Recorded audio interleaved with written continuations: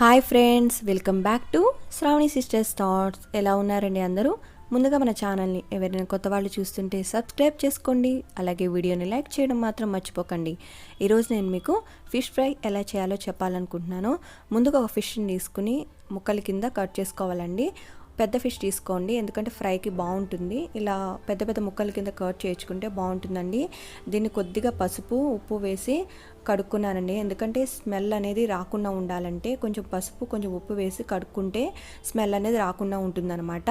అలాగే ఒక table spoon అల్లం వెల్లుల్లి పేస్ట్ తీసుకున్నాను, 2 టేబుల్ స్పూన్ల కారం తీసుకున్నాను. మీరు మీ ముక్కలకి సరిపడా కారం వేసుకోండి, ఎందుకంటే ఎక్కువ ముక్కలు ఉంటే కొద్దిగా ఎక్కువ కారం వేసుకోండి, తక్కువ ఉంటే తక్కువ వేసుకోండి.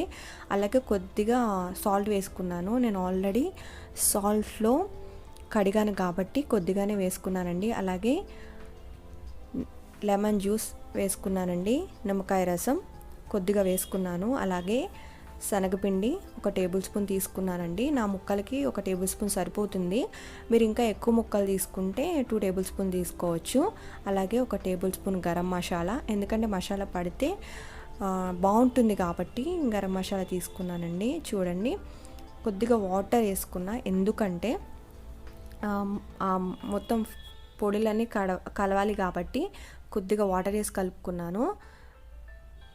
చూడండి, ఇలాగా ఒక్కొక్క ముక్కకి సెపరేట్గా పట్టించండి. కొంతమంది ఏం చేస్తారంటే నార్మల్గా ముక్కలని వేసి ముక్కల పైన వేసి తిప్పుతారు, అలా అయితే ముక్కలకి పట్టదనమాట.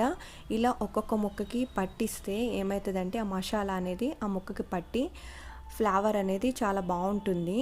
సో ఇలా ట్రై చేయండి. చూడండి, ఇలా పెట్టిన తర్వాత వెంటనే మనం ఫ్రై చేసుకోకుండా ఉండి ఒక 15 మినిట్స్ టు 20 మినిట్స్ మనము బయట పెట్టాలి, ఆర్ ఫ్రిడ్జ్లో ఏదైనా పెట్టుకోవచ్చు. ఎందుకంటే ఈ మసాలాలను పట్టేంత వరకు కాసేపు అలా ఉంచితే మసాలా పట్టిన తర్వాత మనం ఫ్రై చేస్తే చాలా టేస్ట్గా ఉంటుంది. సో తర్వాత ఏంటంటే స్టవ్ ఆన్ చేసి ప్యాన్ పెట్టుకుని ఆయిల్ వేసుకోవాలండి. ఆయిల్ హీట్ ఎక్కిన తర్వాత ఇలా ఒక్కొక్క ముక్కని వేసుకుని ఫ్రై చేయాలి.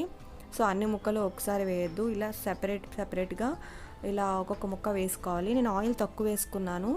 డీప్ ఫ్రై చేయాలనుకున్న వాళ్ళు డీప్ ఫ్రై కింద చేసుకోవచ్చు. నాకు ఇలాగే ఇష్టం కాబట్టి నేను ఆయిల్ తక్కువ వేసుకుని ఇలా ఫ్రై చేసుకుంటున్నాను. ఇలా కూడా చాలా టేస్టీగా ఉంటుంది.